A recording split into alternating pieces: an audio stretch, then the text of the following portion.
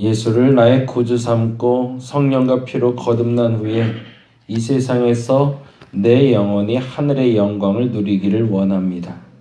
온전히 주께 맡긴 내 영이 사랑의 음성을 들으며 천사들의 왕래하는 것과 하늘의 영광을 보기를 원합니다. 주 안의 기쁨을 누림으로 마음의 풍랑을 얻어 세상과 나는 간 곳 없어도 구속한 주를 볼 수 있는 눈이 열리기를 원합니다. 이것이 나의 간증되길 원합니다. 이것이 나의 찬송되길 원합니다.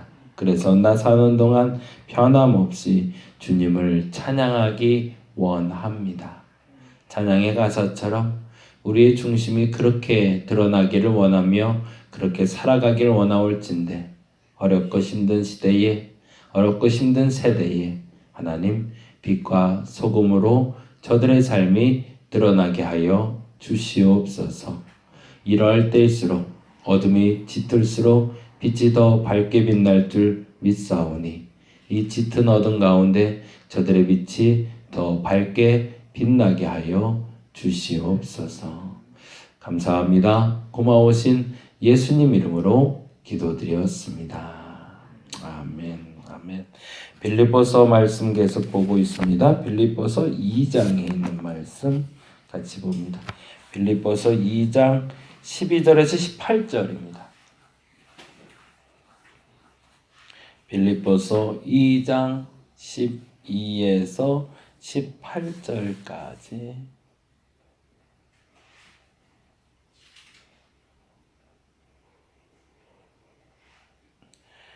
기도해 주셔서 어저께까지 방송 잘 마치고 왔고요. 우리 김미연 집사님 다음 주에 복귀해야 되는데 위에서 기도해 주시고 마음 근육이 좀 든든해진 것 같아요 그러시더라고요. 마음 근육이 튼튼해졌다고 요즘 그런 표현도 쓰네요. 잘 이겨. 집사님이 연세가 어느 정도 되시면 제가 혹시 아는 분인가 싶어서. 그 찬양 사역 하시는 분이신데, 찬양 사역 네. 연배가 아이가 대학교 이제 1학년, 2학년 됐으니까 한 50대 중후반. 인천에 사시는 분이에요? 일산. 일산. 네, 일산에. 얼굴 보면 아실 수도 아마 있을 것 같고. 제가 저기 지난번에 그 사진 이렇게 네. 입었는데 긴가민가 싶다. 아 그래요? 개인적으로 좀 아시는. 네. 아 그러시구나. 예, 기도를 좀 부탁드리겠습니다. 그래서 이번 주에 마음 단단해져서 다음 주에 방송 잘할 수 있도록. 외부로 나갈 얘기는 아니에요. 그냥 우리끼리 기도하는 얘기인데 그렇게 해주시고 남은 식구는 아직 연락은 없어요. 아마 좀 지속되고 있는 것 같은데 변함이 없기 때문에 연락하지 않는 게 아닐까 싶고요. 뭐 상황이 악화되거나 혹은 상황이 호전되면 얘기 있지 않을까 싶어요. 연락이 없을 때는 오히려 그래도 다행이다 여기는 게 낫지 않을까 싶고요. 자꾸 물어보는 것도 그런 건 아닌 것 같아서 그래서 두 가지는 여러분 꼭 좀 기도해 주세요. 우리 김미연 집사님 잘 회복되도록 남원의 우리 강수영 집사님 시어머니 잘 회복되도록 그 두 가지는 혹여 기억나시면 꼭 좀 기도 좀 부탁드리겠습니다. 12절에서 18절까지 말씀 같이 한 목소리로 읽도록 하겠습니다. 그러므로 나의 사랑하는 자들아 너희가 나 있을 때뿐 아니라 더욱 지금 나 없을 때에도 항상 복종하여 두렵고 떨림으로 너희 구원을 이루라. 너희 안에 행하시는 이는 하나님이시니 자기의 기쁘신 뜻을 위하여 너희에게 소원을 두고 행하게 하시나니 모든 일을 원망과 시비가 없이 하라. 이는 너희가 흠이 없고 순전하여 어그러지고 거스르는 세대 가운데서 하나님의 흠없는 자녀로 세상에서 그들 가운데 빛들로 나타내며 생명의 말씀을 밝혀 나의 다름질이 헛되지 아니하고 수고도 헛되지 아니하므로 그리스도의 날에 내가 자랑할 것이 있게 하려 함이라. 만일 너희 믿음의 재물과 섬김 위에 내가 나를 전제로 드릴지라도 나는 기뻐하고 너희 무리와 함께 기뻐하리니 이와 같이 너희도 기뻐하고 나와 함께 기뻐하라. 아멘. 16절 말씀을 곡해해서 들으면 완전히 잘못된 해석이 될 수 있는데요. 16절에 보면 이렇게 돼 있어요. 생명의 말씀을 밝혀 뭐 하라고 돼 있어요? 나의 다름질이 헛되지 아니하고 수고가 헛되지 아니하므로 그리스도의 날에 내가 자랑할 것이 있게 하려 함이라 라고 되어 있잖아요. 여기서 나는 누구를 얘기할까요? 사도 바울을 얘기하겠죠. 이 곡해한다는 뜻은 뭐냐면 빌립보 교인들이 구원을 잘 이루어야 되는 목적이 마치 내 자랑거리가 되게 하려고, 내 다름질이, 그러니까 내 수고가 헛되지 않게 하려고 너희들 잘해야 돼 라는 식으로 마치 사도 바울이 자기 자랑하려고, 자기 자랑거리 만들려고 사도 바울이 빌립보 교인들에게 잘 살라고 말이 한 거나 라고 곡해해서 해석해서는 안 된다는 거죠. 근데 그 말이 곡해되지 않을 수 있는 이유는 그 다음 절 때문인데요. 그 다음 절에 17절에 이렇게 돼 있잖아요. 만일 너의 믿음의 재물과 섬김 위에 뭐라고 돼 있죠? 내가 나를 전제로 드릴지라도. 그건 뭐죠? 포도주를 붓는 걸 얘기하는데요. 전제가 된다라는 뜻은 다른 말로 하면 어린 양을 잡고 나서 양의 피를 다 뺀 다음에 번제를 드리거든요. 근데 그 피를 빼는 것처럼 본인이 너희들을 위해서 희생제물이 된다 할지라도 라는 뜻이에요.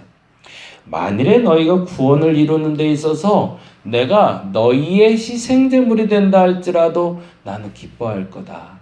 그 말인 뜻은 내가 나 좋으라고 너희들 잘 되라는 게 아니라 내가 좋다라고 말하는 이유는 내가 희생해서 너희들이 잘 되면 그것보다 행복한 게 있겠냐라고. 누구의 마음일까요? 이거는 순수하게 자녀를 사랑하는 아버지의 마음인 거죠. 그리고 그 마음은 어디서 왔을까요? 바로 직전에 우리가 읽었던 2장 5절에서 11절에 있는 예수 그리스도의 마음인 거죠. 궁극적으로 성도들이 그렇게 살길 원하는, 그래서 자기를 본받으라고 말했던 사도 바울은 그렇게 살기 원하는 성도들의 모습에 스스로가 본을 보이기를 나의 죽음 앞에서의 희생마저도 너희를 위한 것이다 라는 말을 하고 싶었던 거죠. 그럼 그토록 원했던 사도 바울이 자랑하고 싶은 게 뭘까? 그게 바로 12절에서 15절에 나타나는 건데요. 1장 1절에서 2장 11절까지는 빌립보 교회 공동체들에 대한 이야기였다면 12절부터 15절까지는 개인 신앙에 대해서 이야기하고 있어요. 너희들 각자가 이 마음 상태가 있어야 돼 라고 얘기하는 거예요. 공동체의 시비가 없게 하고, 공동체가 행복해야 되고, 공동체가 그리스도 안에 바로 서야 되고, 이것도 중요하지만 더 중요한 게 있는데 너 자신을 지켜 나가라는 거죠.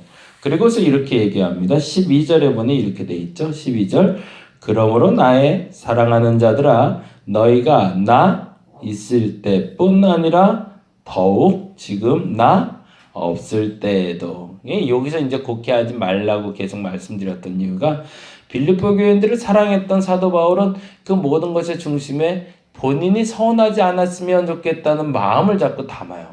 그래서 마치 사도 바울에게 조종당하는 로봇처럼 자꾸 보일 수도 있는데 그 의도는 아니고 내가 너희에게 염려를 한다는 거죠.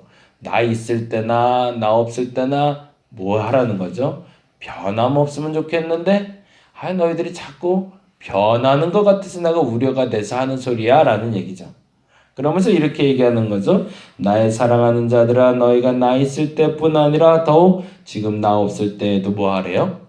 항상이란 단어에 동그라미를 해놓죠. 저는 이 단어가 제일 좋아요. 신앙이 가장 큰 사람은요, 엄청난 역사를 가져오는 사람이 아니라 변함없는 사람입니다. 세상에 제일 어려운 거예요. 규칙적으로 신앙생활 하는 거더라고요.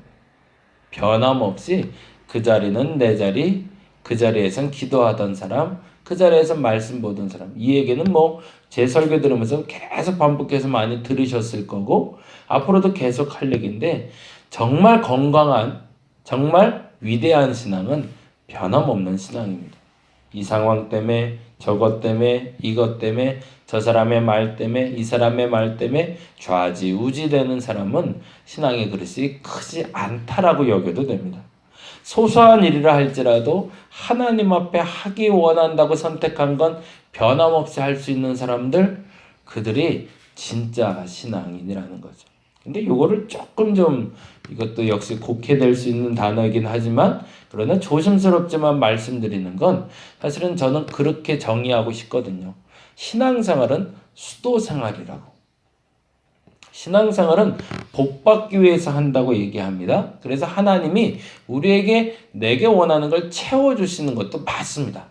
그리고 그래서 내가 하고 싶은 일도 하게 만들어주시고 내가 원하지도 않았던 큰 복도 종종 왕왕 주시기도 합니다.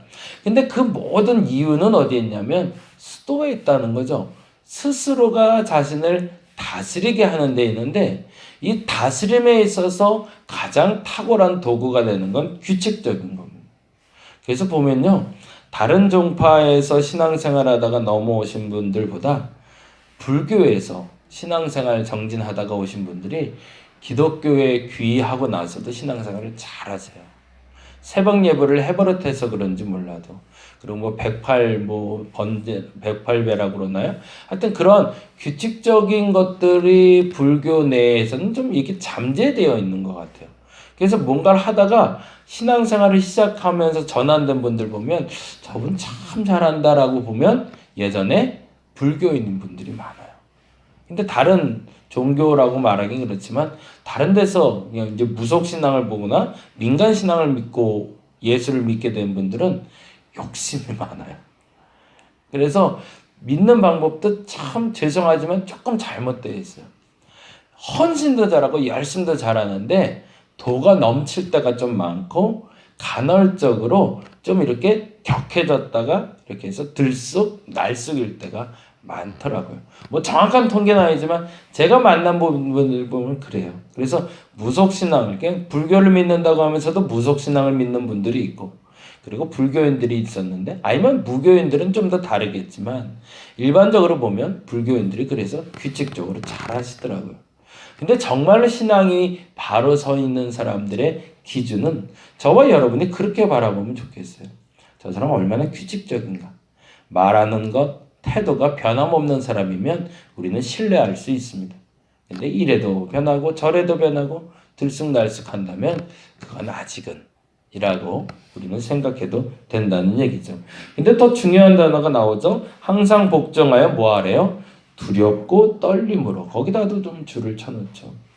그 다음에 또 역시 곡해될 단어가 나오는데 너희 뭐라고 되어 있어요?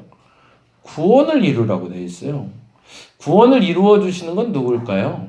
오직 주님이십니다. 하나님이 구원을 완성하시죠. 근데 구원을 이룬다는 뜻은 뭘까요? 여기에 곡해된 해석은 첫째, 그러면 구원이 불완전한 건가? 우리의 도움으로 만들어지는 건가? 아니면 거꾸로 말하자면 구원을 이루기 위해서 우리의 열심이나 우리의 선행이 필요한 것인가? 라고 착각하게 만든다는 거죠. 근데 그렇지는 않고요. 두렵고 떨림으로 너희 구원을 이루라 라는 말은 너희가 구원 받은 것을 세상에 보여라 라는 뜻입니다. 그렇게 해석하면 훨씬 더 쉽죠. 그래서 저는 구원을 이룬다라는, 구원받은 사람의 표징이다라고 말하는 건 그 사람의 삶의 태도라고 저는 봅니다. 보다 정확히 말하면 하나님은요, 당신이 사랑하는 사람들을 구원해서 빈 공간을 메꿔간다고 봐요. 그 테트리스라는 게임 아시나요 혹시? 이렇게 빈 공간 채워가면서 이렇게 벽돌 쌓기처럼 쌓는 게임이 있어요. 저는 그거라고 봐요. 하나님이 교회 안에도요, 성도들을 보내실 때 목적이 있더라고요. 새신자가 올 때 보통 새신자가 와도 적응 못하고 떠나는 사람이 있어요. 마음 같아서는 저 사람은 꼭 있었으면 좋겠는데 가는 사람이 있고요. 저 사람 왜 왔을까 싶은데 끝까지 붙어있는 사람들이 있어요. 근데 공통적인 특징이 있어요. 그게 뭐냐면 그 교회에 필요한 사람을 보내시더라는 거예요. 왜냐하면 당신의 교회를 지켜가기 위해서 그 완성도, 하나됨을 높여가기 위해서 하나님이 그 공간을 채워가신다는 거죠. 저는 그렇게 믿습니다. 교회 안에 새신자가 오는데도 그 목적이 있고요. 그리고 하나님의 구원을 이루시는 것, 구원을 만들어가는 목적도 거기에 있다고 저는 믿습니다. 그 단어가 그 다음 절에 나와요. 이렇게 나오거든요. 13절에 보니까 너희 안에서 행하시는 이는 누구시래요? 하나님이시니 자기의 기쁘신 뜻을 위하여 너희에게 뭐 하는데요? 소원도 주시고 행하게 하신대요. 그래서 뭐 하는 거죠? 구원을 이루어가는 거죠. 소원을 주셔서 행하게 하시는 걸 우리는 다른 말로 한마디로 하면 사명이라고 그러죠.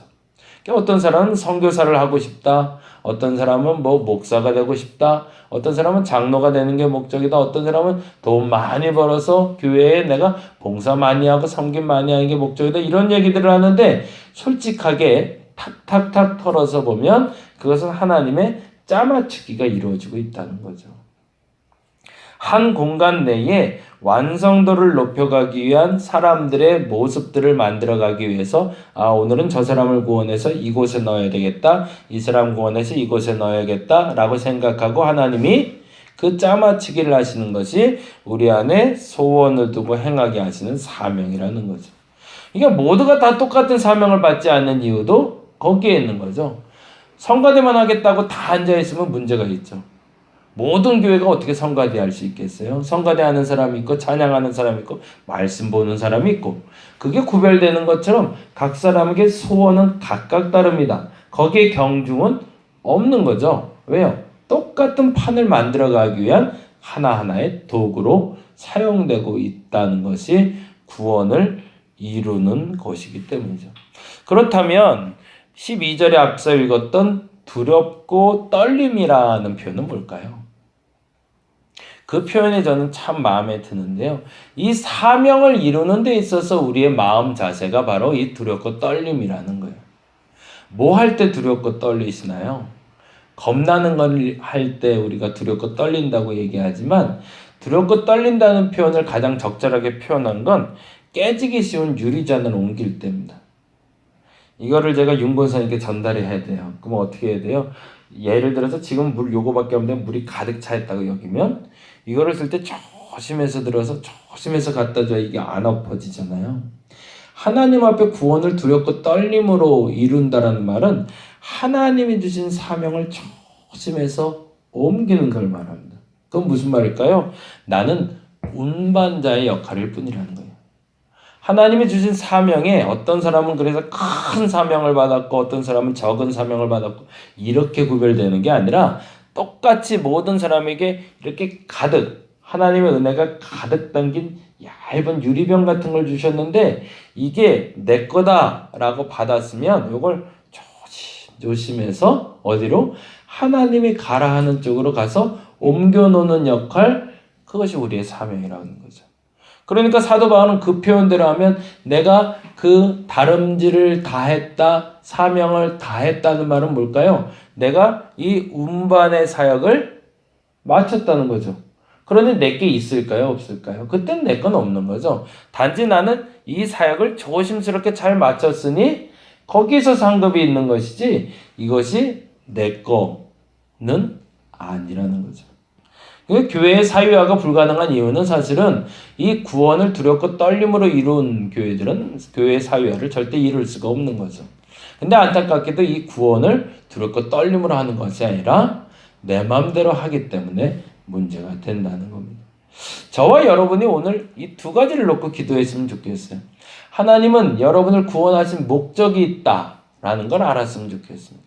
그 목적은 뭘까요? 각각 달라요. 저 사람은 평생 기도하는 사람 만든 사람들이 있어요. 저 사람은 돈을 많이 벌게 만든 사람도 있어요. 근데 더 중요한 건 그 모든 것은 하나님의 운반자의 역할일 뿐이지 그것이 내게 주신 사명을 감당하는 운반자일 뿐이지 그것이 내 것이 아님을 인정할 수 있도록. 그래서 두 가지를 기도합니다. 첫째, 하나님 내 사명은 뭘까요? 그리고 그 사명을 내가 운반자의 사명으로 알고 잘 감당하게 해달라고. 그러면 세상 떠날 때 아쉬운 게 있을까요? 없을까요? 그런 사람은 아쉬운 게 없죠. 근데 세상 떠날 때 세상 아쉬운 이유가 그게 내 거였던 사람들은 이거 버리고 가는 게 세상 어려운 거죠. 그러면 내가 다 이뤄놓은 건 어떻게 될까요? 또 다른 운반자가 나와서 또 옮겨 놓을 겁니다. 그래서 돈은 원래 돌고 돌아서 돈이라고 하는 것처럼 사실은 물질이나 내가 이 땅에서 성취한 모든 것들은 내가 운반자로서 여기 있는 걸 여기까지 옮겨놨을 뿐이니 그것을 또 다른 사람이 옮길 수 있도록 나는 믿고 맡겨놓고 빠지기만 하면 된다라는 얘기죠. 저와 여러분이 그렇게 이루어갈 수 있기를 간절히 바랍니다. 지금까지 이루신 것도 많고 지금까지 얻으신 것도 많고 이런 것도 많지만 남은 생애 동안 그 사명을 잘 감당해서 두렵고 떨림으로 감당해서 그 소원을 마지막에 멋지게 다 내려놓고 떠날 수 있는 저와 여러분 되시기를 간절히 바랍니다. 기도하겠습니다. 개인적으로 구원을 이루는 방법은 아주 단순합니다. 나는 운반자다라는 마음을 가지면 됩니다. 하나님이 내게 소원을 주시고 행하게 하실 겁니다. 그것을 우리는 구원을 이룬다, 사명받았다라고 얘기합니다. 근데 그 사명을 이루는 방법은 아주 단순합니다. 마음을 주시면 그 마음대로 조심 그 마음을 담아 옮기기만 하면 됩니다. 옮긴 후에는 내 것이 아니니 기뻐하는 마음으로 그 자리를 떠날 수 있는 게 진짜입니다. 그것이 구원을 완성하는 겁니다. 그 완성을 이룰 수 있는 우리가 되게 하여 주옵소서. 오늘은 그렇게 기도하길 원합니다. 하나님, 내 사명은 뭘까요? 내가 항상 변함없이 지켜야 될 그 사명은 무엇일까요? 그것을 발견하는 오늘 한날 되게 하여 주옵소서. 그리고 무엇보다 그 사명 다했을 때 멋지게 그 자리를 다른 이에게 이양하고 그 멋지게 떠날 수 있는 저들 되게 하여 주시옵소서. 감사합니다. 고마우신 예수님 이름으로 기도드렸습니다. 다 같이 기도하고 돌아가도록 하겠습니다.